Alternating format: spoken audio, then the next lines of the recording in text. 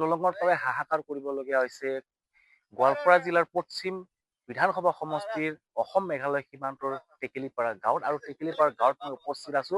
আৰু এয়া হৈছে জিনাৰী নৈ দৃশ্য দেখুৱাইছো। আৰু এই জিনাৰী নৈৰ সিপাৰে আৰু ইপাৰে কেইবাখনো অঞ্চল গাঁও আছে, আৰু এই গাঁৱৰ মাজেৰে বৈ গৈছে জিনাৰী নৈ। মেঘালয়ৰ পৰা বৈ অহা যি জিনাৰী নৈ, এই জিনাৰী নৈ এখন দলং নথকাৰ বাবে জমৰ জটনাত ভুগিছে এই অঞ্চলৰ লোকসকলে।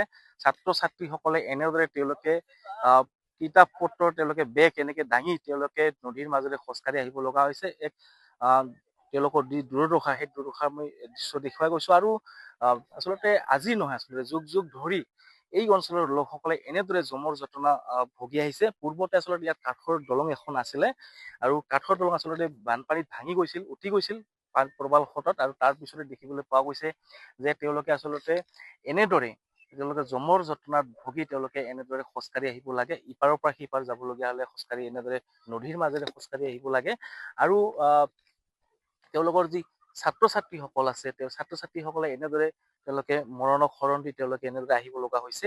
কাৰণ যিহেতু দলং নাই, নৈৰ ওপৰত দলং নথকাৰ কাৰণে আচলতে দীৰ্ঘদিন ধৰি আচলতে এই অঞ্চলৰ লোকসকলে অসম মেঘালয় সীমান্তৰ এই অঞ্চলৰ লোকসকলে তেওঁলোকে চৰকাৰক বা জনপ্ৰতিনিধিক তেওঁলোকে দাবী উত্থাপন কৰি আহিছিল। কিন্তু আজি কপতি তেওঁলোকে কোনো ধৰণৰ ব্যৱস্থা নকৰিলে, যাৰ ফলত তেওঁলোকে জমৰ জটনাত ভুগি বা মৰণৰ শৰণ দি এনেদৰে তেওঁলোকে খোজকাঢ়ি আহিব লগা হৈছে। স্থানীয় লোক আছে, মই আপোনাৰ পৰা জানিব বিচাৰিম যে আপোনালোকে বহু বছৰ ধৰি এনেদৰে আহিছে। বহুত বছৰ পৰা আহিছো। পূৰ্বতে কাঠৰ দলং এখন আছিল, কাঠৰ দলং আছিল, তাৰপিছত বানপানী লৈ গ'ল। সদায় এনেকে আহিব লাগে, এনেকে আহিব লাগে। ছাত্ৰ ছাত্ৰীসকল পানী ডাঙৰতে আহিব নাপায়, স্কুল বন্ধ হৈ আমি আৰু বাহৰ চাপ লগাই কিছুমান পাৰ কৰি দিয়ে, এনেকুৱাই কৰে আৰু কি এনেকৈ কৰি আহে, কষ্ট কৰি আহে। আৰু বজাৰ চজাৰ যাব, মেডিকেলত যাবলগীয়া হ'লে কেনেকে যায় আপোনালোকে? মেডিকেলত গেলেতো উপায় নাই, কলগছৰ ভুৰি বনাব লাগে, গোটেই বনাব লাগে। বিভিন্ন সময়ত দেখিছো আপুনি ছচিয়েল মিডিয়াত ভাইৰেল হৈ পৰিছে, এই যি দুৰ্দশা দৃশ্য দেখুৱাই গৈছে, কি ক'বা? বহুত দুখৰ বিষয় আচলতে। আজিও আমি এনেকুৱা অৱস্থাত আছো, আৰু আশা কৰো অতি সোনকালে আমাক যাতে চৰকাৰখনে চকু মেলি চায়। আৰু আজি আমাৰ পবিত্ৰতা অহা কথা কৈছে, তেখেতে আজি আহিম বুলি কৈছে 11টামান বজাত। এতিয়া আমি ৰখি আছো তেখেতলৈ। আৰু এটা দৃশ্য ভাইৰেল হৈছে যে তোমাৰ দেউতা যেতিয়া ঢুকাইছিলে, এই নদীখনেৰে কান্ধত চাঙিত লৈ যাবলগীয়া হৈছিল। হয়, আশা কৰো তেনেকুৱা ঘটনা আৰু নহওক, কাৰণ নিজৰ পিতৃৰ মৃত্যুত কোনেও ভিডিঅ' নবনায়। মই বাধ্যত পৰি আচলতে বনাব লগা হৈছিল, যাতে চৰকাৰৰ চকুত পৰে। তাৰ বাবে মই যথেষ্ট চেষ্টা কৰিছিলো অঞ্চলবাসী বা গাঁওবাসীৰ যাতে ভাল হয়, আৰু আন কাৰোবাৰ পিতৃ পুত্ৰ যাতে এনেকুৱা দৃশ্য আমি দেখিবলৈ নালাগে, তাৰ বাবে মই ছচিয়েল মিডিয়াত ভিডিঅ'টো প্ৰস্তুত কৰিছিলো। চৰকাৰক কি দাবী জনাবা? চৰকাৰে যাতে আমাৰ যাতায়াতৰ ব্যৱস্থাখন অতি সোনকালে অতি শীঘ্ৰে কৰি দিয়ে, যাতে আমাৰ আমাক সুবিধা কৰি দিয়ে, তাৰে কামনা কৰিলো।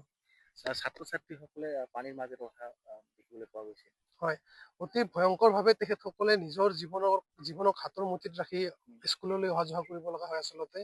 আৰু ধৰি লওক খৰালি কালত অহা যোৱা কৰাত ইমান অসুবিধা নহয়, কিন্তু বাৰিষা হলে ভয়ংকৰ ৰূপ লয় নদীখনে।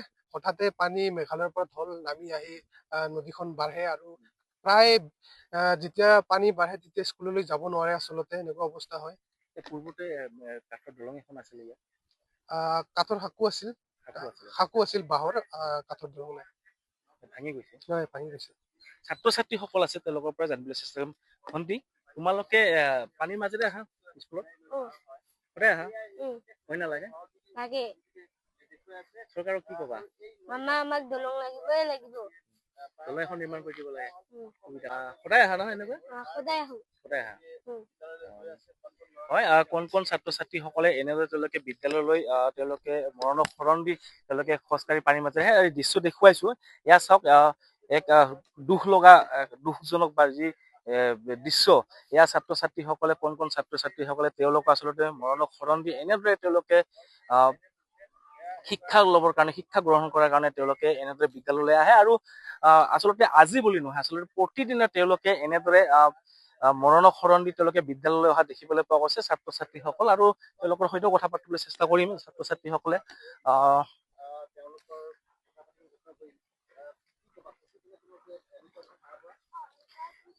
সদায় আহা তোমালোকে ভাইটি আহো সদায় খোজকাঢ়ি আহা অ পানীৰ মাজেৰে অ ভয় নালাগে লাগে পানীৰ কাপোৰটো ভিজি যায় ইস্ত্ৰা কাপোৰ আনো এক্সট্ৰা কাপোৰ লৈ আহা অ আহাচোন সদায় আহা তোমালোকে স্কুলত সদায় আহো মামাক কি কবা মামা আমাক দলং লাগে চলক ইমান কৰি দিব লাগে ন অহা যোৱাত সুবিধা হ'ব অ কোন ক্লাছত পঢ়া ফাইভত ফাইভত সদায় আহা নহয় অ সদায় আহো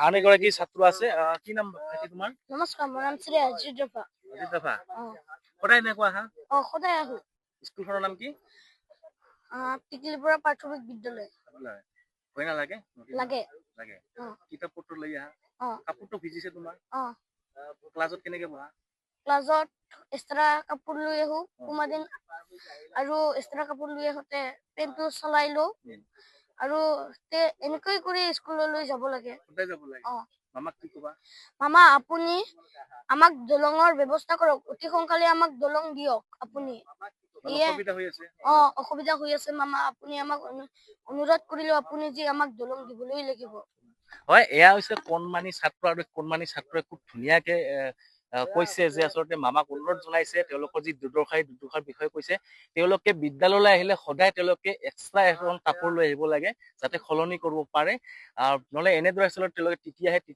মানে ক্লাছ কৰাত যিহেতু অসুবিধা হয় তাৰ কাৰণে তেওঁলোকে এক্সট্ৰা কাপোৰ লৈ আহিবলগীয়া হয় আৰু প্ৰতিদিনে তেওঁলোকে এনেদৰে বিদ্যালয়লৈ অহা যোৱা কৰি থকা দেখিবলৈ পোৱা গৈছে অতি দুখ লগা প্ৰতিচ্ছবি এয়া অসমৰ যি বিকশিত অসম সেই অসমৰ প্ৰতিচ্ছবি এয়া চৰকাৰে সদায় উন্নয়নৰ ঢাক ঢোল বজাই আহিছে কিন্তু এই প্ৰতিচ্ছবি বা এই যিটো ছবি এই ছবিয়ে কিন্তু চৰকাৰৰ যি উন্নয়ন সেই উন্নয়নৰ বিপৰীত ছবি দেখিবলৈ পোৱা গৈছে এই উন্নয়নৰ নমুনা দেখিবলৈ পোৱা গৈছে আৰু এনেদৰে ছাত্ৰ ছাত্ৰীসকলে তেওঁলোকে বিদ্যালয়লৈ আহিব লগা হৈছে সেয়ে ছাত্ৰ ছাত্ৰীসকলে মামাক অনুৰোধ জনাইছে দলং এখন নিৰ্মাণ কৰি দিয়াৰ কাৰণে আহ্বান জনাইছে আৰু স্থানীয় লোকসকলে আচলতে আহ্বান জনাইছে যাতে অতি সোনকালে এই জিনাৰী নৈৰ ওপৰত এখন পকী দলং নিৰ্মাণ কৰি যাতায়াতৰ ক্ষেত্ৰত সুচল কৰি দিয়ে